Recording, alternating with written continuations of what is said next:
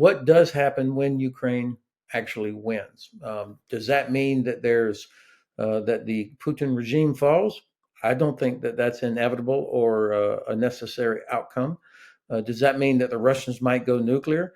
They might, but interestingly, the Ukrainians have said that will not stop them, even though they would be the ones that would be the target of a Russian tactical nuclear weapon.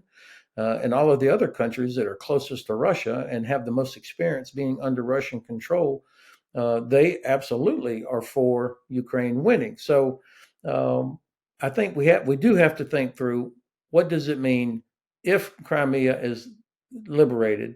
What does that mean for the Putin government, and for how they might respond? Uh, I would tell you that I think Putin can change the narrative whenever he wants. This is what autocrats do. They change the narrative to suit their needs. And his number one objective is not hanging on to Crimea. His number one objective is staying in power.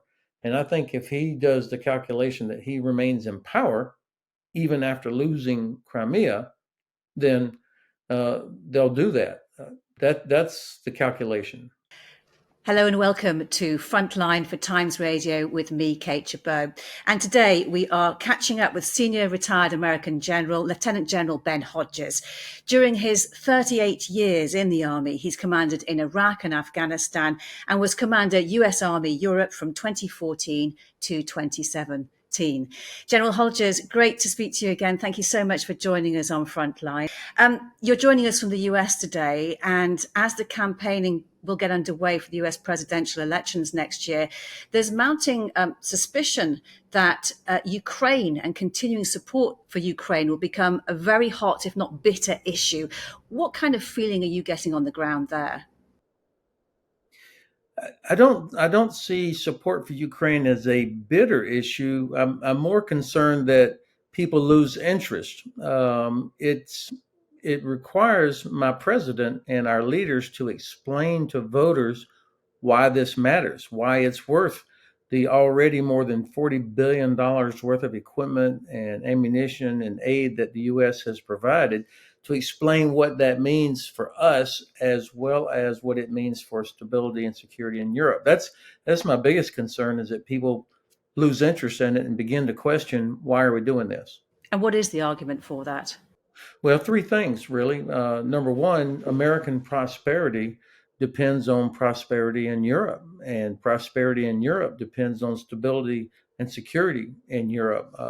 So the fighting in and around Ukraine, what Russia is doing, directly affects American prosperity. So there's a selfish reason, if you will, or selfish practical reason.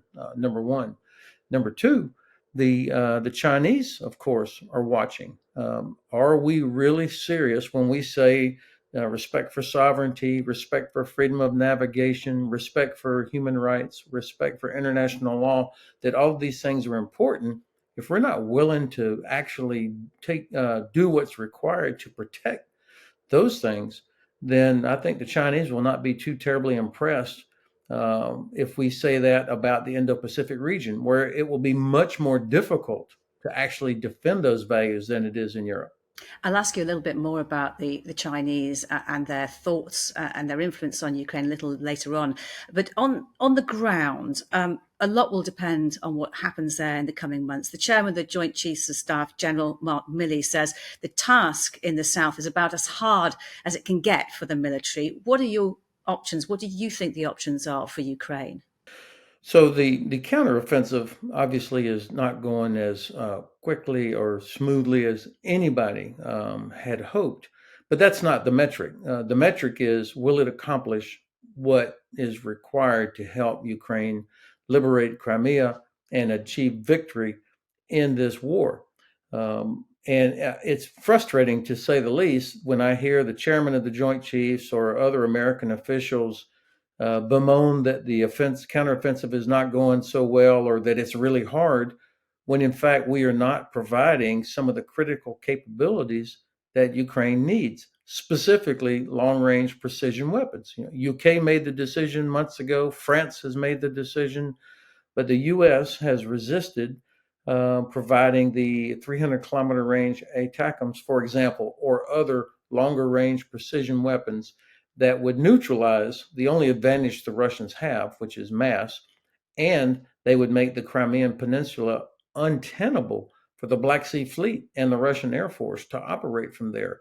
Why do we not provide that capability? And I think it's tied to the uh, inability or unwillingness for the administration, the Biden administration, to say that they want Ukraine to win. And it's this absence of a clear strategic objective that is causing us to make incremental decisions and drip the aid that Ukraine needs to win.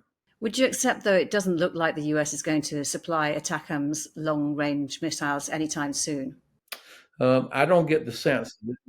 Yeah, I don't get the sense that there's an imminent decision on this, and I don't understand it. I think the administration is overly concerned about a possible Russian nuclear escalation. Of course, nobody wants that, and I don't mean to sound dismissive of it, but I think that the Russians know that all they have to do is mention nuclear weapons or announce that they're sending a tactical nuclear weapon to Belarus, and that we will freeze, that we continue to deter ourselves. The Russian nuclear weapons are really most effective when they don't use them because of the effect it has on us. And then I think that the administration still, despite all the good work it has done, it has too many people that misunderstood Russia during the Obama administration. And they somehow think that Russia can be dealt with as a responsible state actor. And so we hesitate to do what needs to be done, to think strategically and act decisively to help Ukraine win. And I think that's why we are where we are. You mentioned the possibility of cutting off Crimea, the Crimean Peninsula. And one option would be, if you didn't have the ATACMS, to drive a line south from Orikhiv to Tokmak, Melitopol, onto the Sea of Azov and dominate Crimea, cut off supply lines, Russian air bases and naval base at Sebastopol. Do you think that is a possibility? So I think the Ukrainians know that they will never be safe or secure as long as Russia occupies the Crimean Peninsula. As long as Russia's Black Sea Fleet can operate from Sevastopol, as long as the Russian Air Force can fly from there, as long as they can launch Shahed drones and other weapons from Crimea, Ukraine will never be safe, and they'll never be able to rebuild their economy because all five of Ukraine's major seaports, even after, say, Mariupol and Berdansk are liberated, will be blocked or disrupted by Russia. And so the Ukrainians are going to do whatever they have to do to liberate Crimea. It is doable. I honestly, months ago, had predicted that and thought that they could do this even by the end of this summer, but that was on the assumption that the U.S. would provide what was needed, specifically the long range weapons capable of making Crimea untenable. I mean, if Ukraine had the 300-kilometer range ATACMS now, for example, the Black Sea Fleet would have already had to leave Sevastopol because it's 300 kilometers exactly from Odessa to Sevastopol. But and by the way, I don't work for a company that that makes ATACMS, so I try to stay away from endorsing specific weapons, and I prefer to talk about capability like long range precision strike. But that's the effect that that Ukraine needs, and we have not provided it, and so therefore the pace of what the Ukrainians are doing is less, and it's more costly than it would otherwise be. General, as you said, you originally thought that Crimea would be able to be cut off by the summer. Given that the ATACMS are not coming, given that the move would have to be by ground, how long do you think it could take? Well, the amount of time required is driven by or is affected by the depth of these Russian minefields. I have to give the Russians credit; they did not waste the time that we gave them. They used the time over the past many months, strengthening fortifications right in front of our eyes, and the minefields. The depth and density of these minefields is significant, and there is no fast way to do it. Of course, what would accelerate it was if Ukrainians were able to knock out the artillery that enables Russian defenders to stop Ukrainian attackers from breaching the minefields. I mean, the minefields, if they're not protected by indirect fire from the Russian side, then you can get up there and you can clear lanes through the minefield and continue the attack. So, an important part of this is to destroy the Russian artillery. And that's what the Ukrainians are trying to do, by the way. They've adapted their tactic to go after the artillery and the logistics that make the obstacle belts so difficult. But this is just going to take a lot of time, especially if we don't provide those capabilities that are needed. You mentioned the changing in tactics. How else has Ukraine changed its tactics on the ground, including the troops? Well, I think it's impressive, not just on the ground, but what the Ukrainians are doing to create problems for the Russian side. The use of maritime drones, for example, going after another Russian Navy ship, as well as going after one of these oil vessels that was supporting the Black Sea Fleet. That creates real dilemmas on the Russian side that they have to start worrying about things. And Ukraine saying that all the Russian ports on the Black Sea are now that's in the zone of war. And I think Ukrainians will be smart about this because they don't want to cause so much disruption that it affects Western support, but they want to try and take the initiative here against the Russians instead of always responding to what the Russians are doing. I think that on the ground, they are looking for different places where they can, in fact, create a penetration, get through somehow. And then once they get through, then you can begin to change the dynamic on the ground. You mentioned about Ukraine having to change its tactics. The tactics where it's targeting Russian ships, where it's increasingly using drones. Do you see that as a symptom of the frustration of the intransigence on the battlefield, or is it actually becoming part of a new tactic and a new strategy? Yeah, I don't think this is the result of frustration. This is typical Ukrainian adaptation, going after Russian vulnerabilities.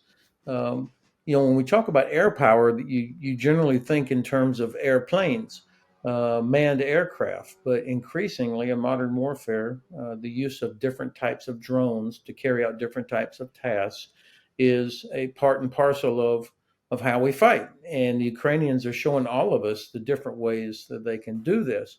Russian Air Force still does not dare enter Ukrainian airspace because Ukrainian air defense is still so effective. And so the Russians are having to launch attacks from outside of Ukraine or from behind their own lines because of Ukrainian air defense.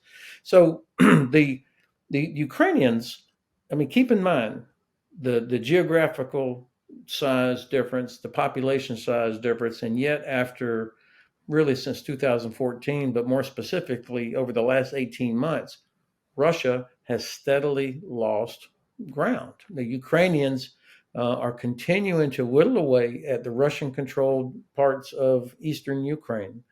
What they are not able to do yet without our assistance is make Crimea untenable. And I know I sound a little bit like a scratched record on this, but if you can make Crimea untenable, then all the Donbass, it doesn't matter. The only reason the Russians care about Donbass is because they want that land bridge that connects Crimea to mainland Russia, because they recognize the vulnerability of the Kerch Bridge.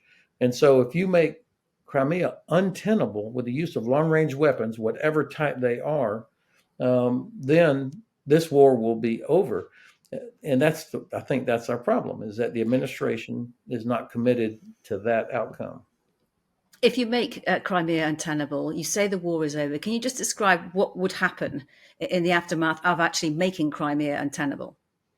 Well, okay, so and that is the key question that I imagine that the U.S. administration and the British government and others are wrestling with is what does happen when Ukraine actually wins? Does that mean that that the Putin regime falls? I don't think that that's inevitable or a necessary outcome. Does that mean that the Russians might go nuclear? They might. but interestingly, the Ukrainians have said that will not stop them, even though they would be the ones that would be the target of a Russian tactical nuclear weapon. And all of the other countries that are closest to Russia and have the most experience being under Russian control, they absolutely are for Ukraine winning. So um, I think we do have to think through what does it mean if Crimea is liberated. What does that mean for the Putin government and for how they might respond? Uh, I would tell you that I think Putin can change the narrative whenever he wants. This is what autocrats do.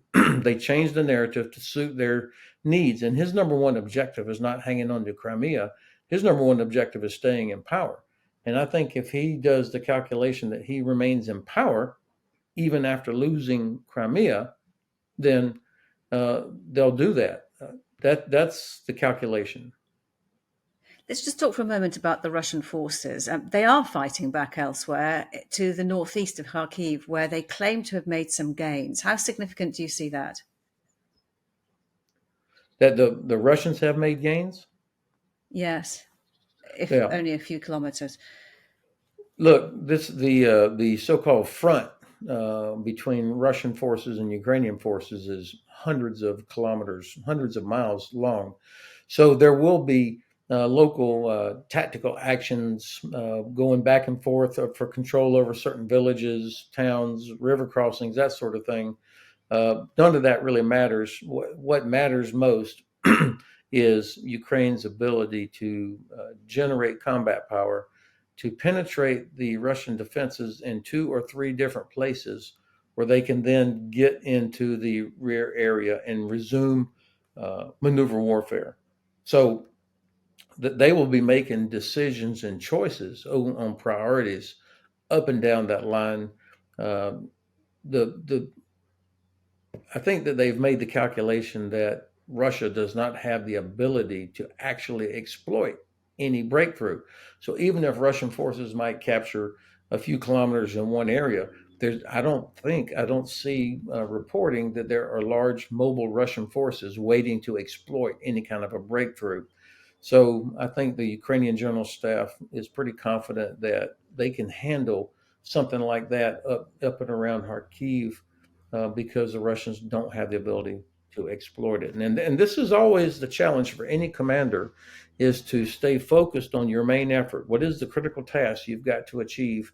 And you husband your forces to make sure that everything is committed to the main effort and don't get distracted by other things. And particularly if that's what the enemy is trying to do is to distract you away from your main effort and to cause you to use resources in those places. Of course, a lot has been said of the pressure on Ukraine to show a decisive game within the next year or to 15 months. What would the impact be if the front lines are frozen for another year? Well, of course, one impact is that many more people are going to die needlessly that don't have to, and impact on global economies, impact on food shortages or availability of food supplies, I should say. All of these things are going to continue as long as this conflict continues. So it's in our interest to help Ukraine win and bring this thing to a conclusion. I don't think any serious person really believes that can read a map and that can read a history book and understands Russia. I don't think any serious person believes that Russia will be satisfied with some sort of negotiated peace settlement. They'll wait until the next opportunity comes along and we lose interest. So I think that the Ukrainians understand that we all want to see them get this done, and so they will feel pressure. They will feel the need to deliver something. But at the same time, President Zelensky and General Zaluzhny are not going to waste the lives of their soldiers to meet some arbitrary timeline imposed by the US or UK or Germany or the West. And we have just had the peace talks in Saudi Arabia, though, with around 40 countries attending, including China significantly. What is your takeaway from those talks? Um, this was very interesting to me. The fact that so many countries, including China, as you say, participated, shows that Ukraine has an appealing and compelling narrative. Ukraine was driving the agenda at these peace talks. Russia was not invited. Now, this was an important point because it also shows that Russia is increasingly isolated. And I think that we'll have to wait and see what actually comes out of it in real terms. But the approach by the Ukrainians to focus on principles, international principles about sovereignty, about human rights. These are the kind of things that most nations can get behind, that would want to support. So I think a wise approach by the Ukrainian side to focus on these principles that are embedded in the UN Charter, and I think that makes it easier for some countries to support Ukraine versus making it just Ukraine versus Russia. And of course, Russia still has a lot of leverage over many countries, either because of energy supplies or threats of the use of force or other means. What do you think, though, about China attending? Because it's willing to attend the next talks as well. Does that mean its position is changing over Ukraine and its relationships with Russia? Um, I can't really make out the true nature of this relationship between China and Russia, the so-called friends without limits or that sort of thing. I never believed that that was the truth, that these were friends without limits. Clearly, there are limits. President Xi has told Russia not to use a nuclear weapon. Um, I think China's number one interest is maintaining access to cheap gas from Russia. I think the Chinese also prefer maintaining a status quo. They're not interested in seeing a collapse of the Russian regime, not because they love Putin, but because they want to maintain status quo. And I think they don't want people to see the vulnerabilities inherent in an autocratic government. So if the Russian regime were to collapse, all the vulnerabilities that led to that would be even more exposed for everyone else to see. And of course, the the government of President Xi does not want to see that happen. So I think the Chinese are looking for a way to protect their interests, and all of those interests do not necessarily line up with Russian interests. And it does seem that the U.S. government and probably others are looking for ways to, with an eye towards our own relationship with China in the Indo-Pacific region, is there a role for China to play? But on those talks in Saudi Arabia, given there were 40 countries or 40 or so countries there, including countries in the global south, do you think there is a growing consensus that a peace agreement does need to be reached at some point?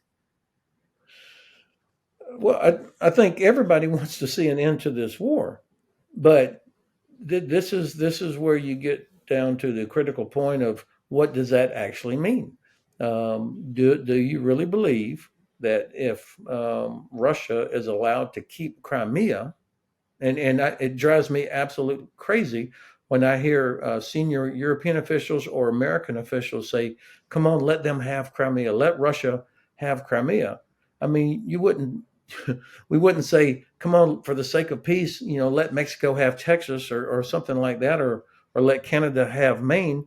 No, we wouldn't do that. So why do we feel it's somehow okay to tell Ukraine to just let Russia have Crimea for the sake of peace? Nobody who knows anything about Russia really should believe that there would be a lasting peace. What would be happening is that Russia will have been rewarded for violating just about every international law there is and using force to wreck the sovereignty of a European country, and basically violating all the different agreements that Russia has made since the 1950s. And so I think that we should think long term about this. Is stopping the fighting, is that actually the number one priority? I don't think so. So, what is the number one priority? The number one priority is making sure that the so-called international rules-based order, by which all of us in the U.S. and Canada and Europe have benefited, respect for sovereignty, respect for international law, respect for freedom of navigation, respect for human rights, all of these um, elements of the international rules-based order, that has to be protected. Otherwise, this is just going to go on forever. If we could turn our attention now to the Wagner Group since the failed mutiny, the March on Moscow, do you now believe that its involvement in the war is now completely over? This is a great question. Of course, the absolute lack of transparency and legitimate journalism inside of Russia makes it difficult to know exactly what's going on there. My sense is that first and foremost, Mr. Prigozhin is a businessman, and everything he does is about his business and his business model, which is using his mercenaries to work for the who pays the most and to look after their interests in several African countries and in the Middle East. And so that's going to continue. I think if there's money to be made by providing some capabilities inside Ukraine or in Belarus or in Russia, he'll do that. Now, of course, what's interesting is this the failed mutiny. Um, I think he actually got part of what he wanted. He could see that that Shoigu and the Minister of Defense were seeking to gain control over all he was doing, and he was going to lose his business, if you will. And so I'm guessing that he has gotten the opportunity to not only stay alive and stay out of jail, but to continue business by telling the president of the Russian Federation that, hey, I can help by creating distractions and problems in Belarus that would cause Ukraine as well as Poland to have to worry about what's happening there. And I can also create distractions in Africa, supporting the various different governments that are down there, which could indirectly put more pressure on European countries. So I think that's what he's doing. So, do you think that Yevgeny Prigozhin, the leader of Wagner, has an intention to play a subversive role? For example, Poland and Lithuania are among the countries particularly nervous about the presence of Wagner Group in Belarus. Do you think it's likely he's going to play that kind of role to perhaps to provoke a false flag situation, which might draw Belarus into the war in Ukraine? I think you're on to an important point here. The Wagner forces are there's not enough of them, even if they teamed up with every single soldier from Belarus. They don't have enough combat power to launch any kind of successful operation into Poland or Lithuania or Latvia or even into the flank of Ukraine. But by doing all that they do, it causes Ukraine and Poland and Lithuania and Latvia to have to worry about that. Like, what are they doing there? So this is the distraction that I was talking about earlier. Um, I do think there is a likelihood that Belarus would attempt to use this as a means of putting more pressure on the borders of these EU countries, that NATO countries that are also EU countries. You'll remember about 2 years ago, they were importing migrants from the Middle East and pushing them, literally pushing them against the border with Poland and Latvia and Lithuania to uh, put pressure on the cohesion of the European Union, because some countries thought that maybe that Poland was being too heavy-handed on dealing with the migrants that Belarus was pushing against the border. Um, I think they are worried that this will happen again. I know Poland has increased the presence of their own territorial defense forces along the border to guard against that. But I think that Lukashenko knows that his own military is so poorly trained, so poorly equipped, and that they don't have much stomach, I think, to fight against Ukrainians. He would lose his army very quickly, what little bit that they have. So I think Lukashenko is probably trying to continue his balancing act, which has kept him in power for so long, to offer to do something without exposing himself to destruction of his army. You also mentioned the influence that Wagner has in Africa, and it's recently offered its services in Niger after the military coup there, with other military run countries like Mali and Burkina Faso offering their support to Niger. What kind of threat does the presence and the building up of the military presence of Wagner in Africa pose? So, of course, Wagner is not interested in human rights or international law. They are interested, number one, first and foremost, in extracting as much wealth as they can, whether it's actual wealth out of the mines that are there, diamond mines and other materials, or in receiving payment from whatever government or businesses that are down there for protection money. That's their principal interest. And so there's nothing good that's going to come out of them being there in terms of how the West views, a rules-based order, the growth of democratic societies, protection of human rights. There's nothing good that's going to come there. But I don't think that Wagner or the Kremlin is terribly interested in that. Um, what will happen is if this continues the way it is in Niger, you're going to see potentially an increase in refugees leaving Africa, heading to Europe, trying to get away from that fighting and instability. This would not be an accidental outcome or coincidental. This is what I would call weaponization of refugees. The Kremlin intentionally fueling situations that cause refugees from Africa to move into Europe, adding to the pressure on European governments that are supporting Ukraine. To what extent then do you think that Wagner is still promoting and advancing the Kremlin's geopolitical intentions abroad in places like Africa? I think they're doing it in effect, not because they believe in it, but because that's the business model. So they're happy to take payment from the Kremlin as well as from wherever they're operating in Africa and the Middle East to um, undermine attempts by France, for example, and other Western countries, or the UN to try and reestablish some sort of stability there. And if we could just return to Ukraine now to finish. We spoke in May, and I'm wondering whether your expectations for the war have worked out as you expected and outlined then, and what you think we should expect in the coming months. So I appreciated the opportunity you gave me back in May, Kate, to be on your program and thinking about the large and informed audience that you have, and now you've given me another chance to do that, and also to acknowledge that my predictions back in May have not turned out as I had hoped.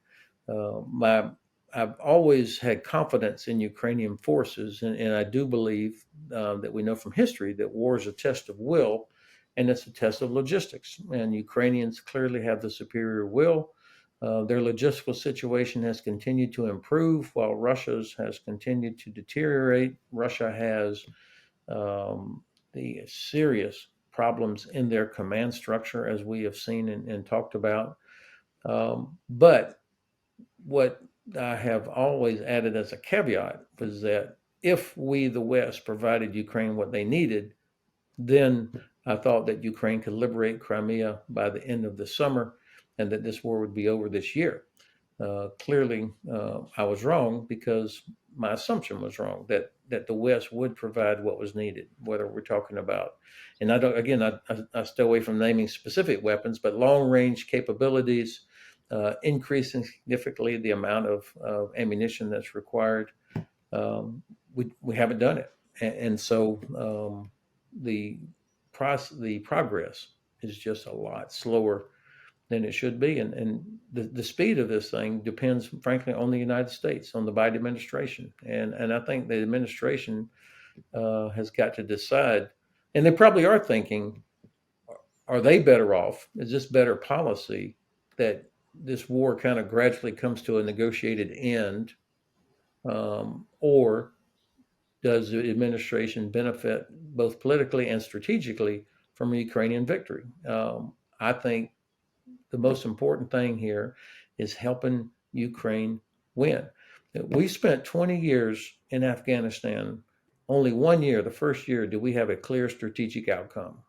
For 19 years after that first year, we wandered around without a clearly defined strategic outcome. And it's impossible to have policies if you don't have that are effective if you don't have a clearly defined outcome.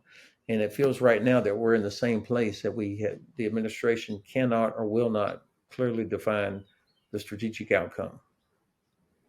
It's a bit depressing to see history repeating itself. It must be for you anyway. And it's incredibly, especially when you see when you see brave women and men of Ukraine doing everything that they can, and every night there's a Russian missile that flies into an apartment building somewhere or a blood transfusion center. I mean, that's who you're dealing with. How can you expect to negotiate with a country with a government like the Putin regime and believe that it will end up in some sort of meaningful, peaceful outcome? So what do you see over the coming months? I think that there's going to be two or three things that can happen. Obviously, the one I would want to see the most would be the U.S. government say, all right, doggone it, this is in the interest of all of us. We're going to help Ukraine win. And then there's no more excuses about how much fuel an Abrams tank burns, or we don't have enough ATACMS, or whatever it is. Those are all excuses. You get the strategy right, then you get the policy right. That's number one that I would like to see happen and could happen. And I mean, clearly the government of UK has figured out that it's okay to provide Storm Shadow, and those things are having effect. Why can't we? And then the Germans continue to hide behind the U.S. The second thing that can happen is I really sense that there are great vulnerabilities inside Russia. I mean, not since 2014 have they had a coherent joint operational command structure.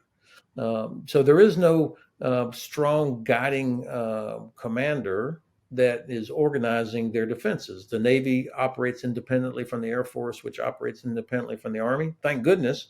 And the Russians continue to push bodies into these trenches to hold them, but they still have a lot of artillery and artillery ammunition. And so I just think that there's a fragility in their logistics and in their command structure that at some point, if enough pressure is applied, I think it cracks.